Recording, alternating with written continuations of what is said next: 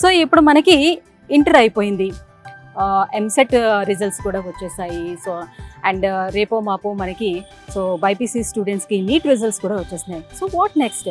So ఇక్కడ foundation బాగున్నది అంటే ఇక్కడ ఏదైతే మనం తీసుకుంటామో నిర్ణయం, ఈ స్టెప్ అనేది మన కెరియర్ పాయింట్ని డిసైడ్ చేస్తుందని ప్రతి ఒక్కరికి తెలిసినటువంటి విషయమే. విద్యార్థులు ప్రస్తుతం మంచి యూనివర్సిటీస్ కోసం అని సర్చ్ చేస్తున్నారు కాబట్టి సో మీ అందరికీ అటువంటి ఒక మంచి యూనివర్సిటీని సజెస్ట్ చేయడానికి నేను వచ్చేసాను. డెహ్రాడూన్లో ఉన్న ఉత్తరాంచల్ యూనివర్సిటీకి వచ్చేసాను.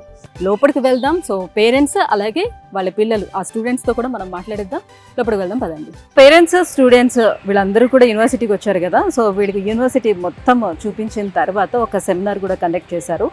సో అందులో యూనివర్సిటీ వాళ్ళు ఆ సెమినార్లో మొత్తం యూనివర్సిటీకి సంబంధించి అన్ని విషయాలను కూడా పేరెంట్స్కి స్టూడెంట్స్కి చెప్పడం జరిగింది.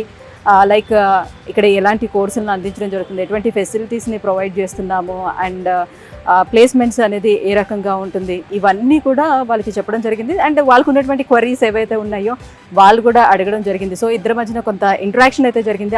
After that so parents feeling ఎలా ఉంది అండ్ స్టూడెంట్స్ ఎలా ఫీల్ అవుతున్నారు, సో యూనివర్సిటీకి సంబంధించి వాళ్ళు ఏమనుకుంటున్నారు, ఈ విషయాలన్నీ వాళ్ళ మాటల్లో అడిగి తెలుసుకుందాం. నమస్తే అండి. నమస్తే మేడం. మీ పేరు?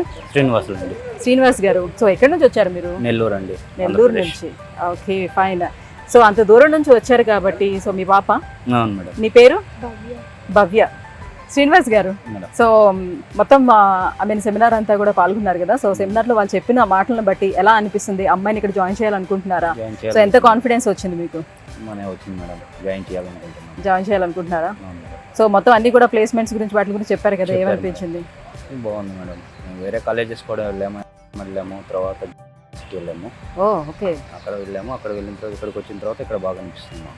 ఏంటి డిఫరెన్స్ మీరు గమనించారు? మీరు ఎలా వెళ్ళారు కాబట్టి ప్లేస్మెంట్స్ కానివ్వండి, తర్వాత బాగుంది మేడం. అంటే చాలా దూరం నుంచి తీసుకొచ్చి ఇక్కడ మీరు జాయిన్ చేస్తున్నారు కాబట్టి వాళ్ళు తీసుకున్నటువంటి రెస్పాన్సిబిలిటీ అది ఎలా ఉంటుందని అనుకుంటున్నారు? అది బాగుంటుంది అనే దానివల్ల ఇక్కడ జాయిన్ చేద్దాం అనుకుంటున్నాను మేడం. ఓకే, మొత్తానికి అయితే మీరు ఫిక్స్ అయ్యారు ఎలా అయినా జాయిన్ చేయాలి. అవును మేడం.